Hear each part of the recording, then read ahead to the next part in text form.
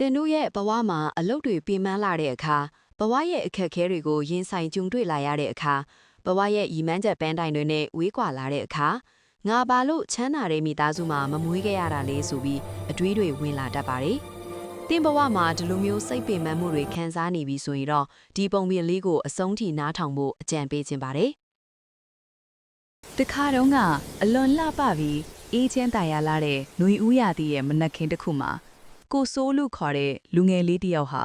ကျိုးပဲ့နေကခုံဟောင်းတစ်ခုပေါ်မှာစိတ်တက်ကြစွာထိုင်နေပါတယ်။သူ့အဝတ်စားတွေကဟောင်းနှွဲနေပြီးသူ့မျက်လုံးတွေမှာလည်းပင်ပန်းမှုတွေအပြည့်ညက်ပေါ်။ပိတ်ဆံပြဿနာတွေကုံစည်းနှုံမြင့်တက်လာမှုတွေကြောင့်သူ့ဘာဆက်လို့ရမှန်းမသိထင်နေပြီးငါဘာလို့ချမ်းသာတဲ့မိသားစုမှာမမွေးရတာလဲဆိုပြီးတီးတိုးရည်ရွတ်နေပါတယ်။ဘလောက်တဲ့အလုပ်တွေကြိုးစားလို့တော့လေပိတ်ဆံဆိုတာသူ့လက်သေးကနေအမြဲလိုထွက်ပြေးနေတယ်လို့ခံစားနေရပါတယ်။ကိုစိုးဟာသူ့မှာရှိတဲ့နောက်ဆုံးပတ်စံ1000တန်တရွက်ကိုထုတ်ယူကဒေါသထွက်ပြီးအော်ဟစ်လိုက်ပါတယ်။မင်းဟာတစ္ဆာဖောက်ပဲငါစီကနေအမြဲပြေးကြည့်လိတယ်။မင်းဟာအင်ရှင်စီရောက်လိုက်ဈေးသည်စီရောက်လိုက်နဲ့နောက်ဆုံးရင်ထိရဲစီကိုပါရောက်သွားတယ်လို့သူကဆွဆွဲလိုက်ပါတယ်။ပတ်စံဆိုတာချမ်းသာတဲ့လူတွေကိုပဲချစ်တယ်။မြစ်တစ်ခုလိုသူတို့စီကိုပဲစီးဆင်းနေတယ်။ဒါပေမဲ့ငါတို့လိုစင်ရဲသားတွေစီရောက်ရင်တော့ပျောက်ခွဲသွားတတ်တယ်။စင်ရဲသားတွေနဲ့ဓာတ်မတည့်တာလားဟုပြောရင်ဝမ်းနဲ့တာငိုလိုက်ပါတော့တယ်။ထို့နောက်မျက်ရည်နဲ့ပဲသူကပတ်စံကိုကြည့်ကမင်းငါနဲ့အတူရှိနေအောင်ငါဘာလုပ်ရမလဲမင်းကိုကြီးထွားလာအောင်ဘယ်လိုလုပ်ရမလဲဖြောပြပါအောင်လို့အော်ဟစ်လိုက်ပါတယ်။ထိုအခါယူတီရဲ့ဆိုသလိုကိုစိုးဟိတ်ကိုစိုးဆိုတဲ့တူတိုးလေးနဲ့ခေါ်ထန်တစ်ချက်ကြားလိုက်ရပါတယ်။တုံလုတ်သွားတဲ့ကိုစိုးဟာလက်ပတ်ကြည့်ရင်ဘသူလဲဘသူခေါ်လာလဲလို့ပြန်မိလိုက်ပါတယ်။အတန်ကတော့သူ့လက်ထဲကနေထွက်လာတာဖြစ်ပြီးငါပါမင်းရဲ့ပိုက်ဆံ1000တန်ပါကိုစိုးလဲလန့်သွားပြီးမင်းစကားပြောတတ်တယ်ဟုတ်လားလို့တုံတုံရီမိလိုက်ပါတယ်။ငွေစကုကဟုတ်တယ်ပြောတတ်တယ်မင်းကိုဟိုအရင်ကနေစကားပြောချင်နေတာဒါပေမဲ့မင်းကဘရောမှမနာထောင်ခဲ့ဘူးအဓိကပြဿနာကမင်းကိုယ်တိုင်မှာပါငွေမှမဟုတ်ပါဘူးလို့ပြောလိုက်ပါတယ်ကိုစိုးဟာမျက်မှောင်ကျုပ်လိုက်ပြီးငါဘာအမားလုပ်မိလို့လဲလို့ပြန်မိလိုက်တယ်ငွေစကူကငါဟာမင်းအလောက်ကြိုးစားတဲ့အတွက်မင်းစီကိုအမြဲရောက်လာတာဖြစ်တယ်ဒါပေမဲ့မင်းကငါ့ကိုမင်းအတွက်အလောက်ခိုင်းမှုတွေမရှိဘူးမင်းကငါ့ကိုအိမ်လာကဘေးရိစားပြတွေအတွက်ပဲသုံးပြလိုက်တယ်ငါ့ကိုကြီးထွားအောင်သုံးဖို့ဘယ်တော့မှမတွေ့ဘူးမင်းကငါအတွက်အလုပ်လုပ်တယ်ဒါပေမဲ့ငါကိုသာမင်းအတွက်အလုပ်ခိုင်းတယ်ရင်မင်းဘိုးကပြောင်းသွားလိမ့်မယ်လို့ရှင်းပြလိုက်ပါတယ်မျက်ရည်တွေနဲ့ရင်တွေခုန်နေတဲ့ကိုစိုးဟာ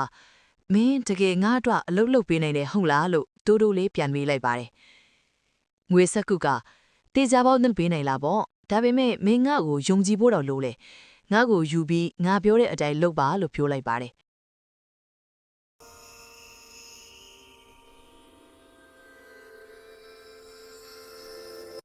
ကိုစိုးဟာငိမ့်သက်စွာထားလိုက်ပြီးအနီးကဈေးကိုသွားကပိုက်ဆံ1000နဲ့ပူပေါင်းအနှဲငယ်ဝယ်လိုက်ပါတယ်။နေပူပူကြီးထဲမှာတော့သူမနာပဲကလေးတွေရှိတဲ့မူလာတန်းကျောင်းရှိမှထွားပြီးရောင်းလိုက်ပါတယ်။မိနစ်ပိုင်းအတွင်းမှာပဲပူပေါင်းအားလုံးကုန်သွားခဲ့ပြီးသူ့ငွေတွေကိုရေးတွက်ချိလိုက်တဲ့အခါမှာတော့ပိုက်ဆံ2000ရရှိတာကိုတွေ့လိုက်ရပါတယ်။ပိုက်ဆံဆိုတာတိုးပွားနိုင်တယ်ဆိုတာသဘောပေါက်သွားခဲ့ပြီးသူရဲမောလိုက်ပါတော့တယ်။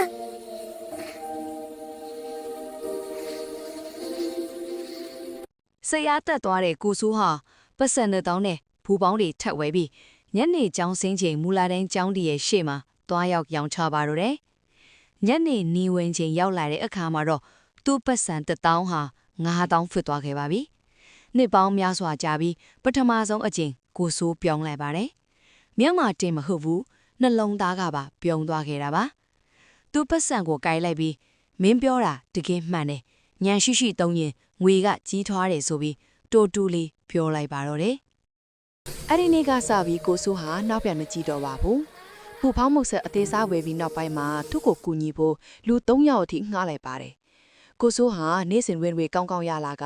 နေ့စဉ်ရလာတဲ့အမျက်ကိုလည်းတဝက်ကိုစုပြီးကျန်တဲ့တဝက်ကိုယင်းနှိမ့်ညွန့်နှံပါတယ်။သူတဲ့ဇနီးကလည်းဆက်ချုပ်တတ်တာကြောင့်လက်ဆောင်အနေနဲ့အချုပ်ဆက်တွေလုံးဝယ်ပေးခဲ့ပြီးမကြခင်မှာပဲစင်းရဲတဲ့အမျိုးသမီးတွေကိုဆက်ချုပ်ပညာအလကားတင်ပေးတဲ့အတွက်ကြောင့်အရက်ထဲမှာနာမည်ကောင်းရလာပြီးအောင်မြင်လာခဲ့ပါတော့တယ်။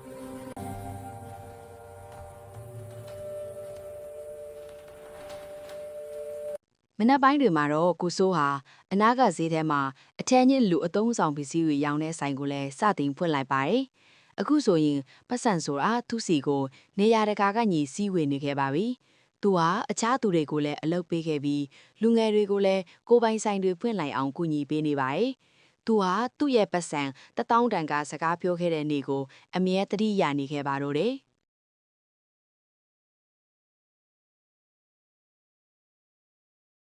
အရင်ကခုံဟောင်းပေါ်မှာငိုနေခဲ့ရတဲ့လူတစ်ယောက်ဟာ